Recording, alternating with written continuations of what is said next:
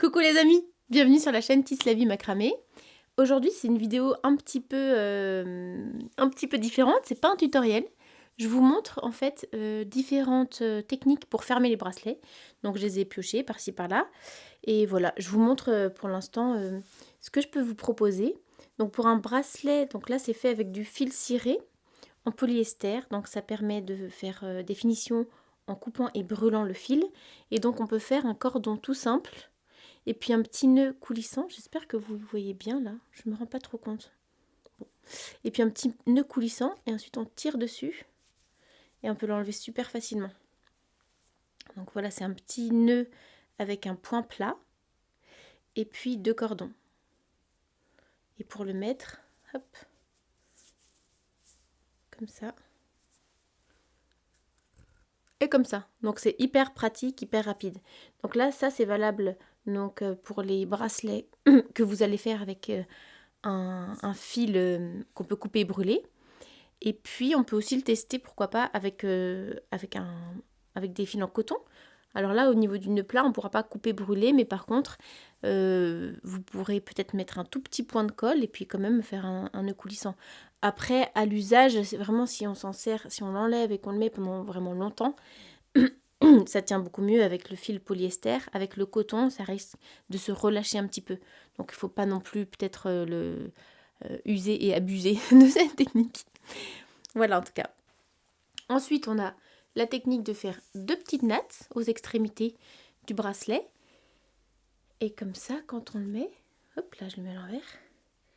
Hop, quand on le met, on a juste à faire un nœud, comme ça, et puis un autre. Des mots en live. Voilà, moi j'aime bien faire un double nœud, mais que je laisse un petit peu lâche quand même. Je ne serre pas trop. Après, c'est en fonction de vos envies, mais moi je le laisse un peu lâche. Je sais qu'il va tenir, voilà, toute la journée, mais que je peux facilement l'enlever, voilà, pour aller sous la douche, pour aller dormir, parce que ça, enfin, pour éviter qu'il s'abîme trop vite.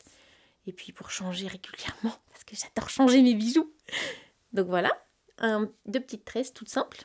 Ensuite, si votre bracelet est plus large, comme celui-ci par exemple, où il y a au moins une dizaine de fils, voire 12 à peu près. Ouais, à partir de 10-12 fils, c'est dur de faire juste une tresse à l'extrémité, aux extrémités, parce qu'elle devient vraiment épaisse. Donc on peut faire 2 nattes, et ensuite les nouer ensemble. 2 doubles nœuds en fait. Tac.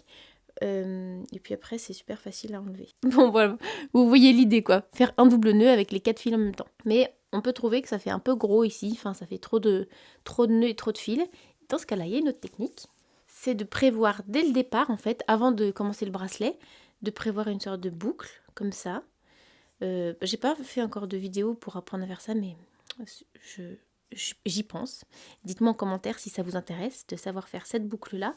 Et puis, de l'autre côté, il y a les 2 nattes. La possibilité, quand on fait un bracelet tout fin, comme celui-ci, de commencer avec une petite boucle, enfin, même sans faire la boucle épaisse et tissée, mais juste laisser un brin ou 2, et puis de mettre un petit bouton à la fin. Et comme ça, quand on l'enfile, on passe juste le bouton dans la boucle.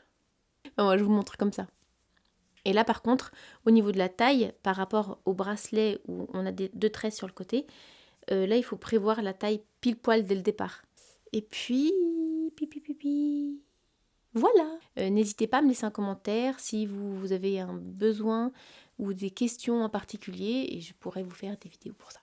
Allez, ciao, à une prochaine.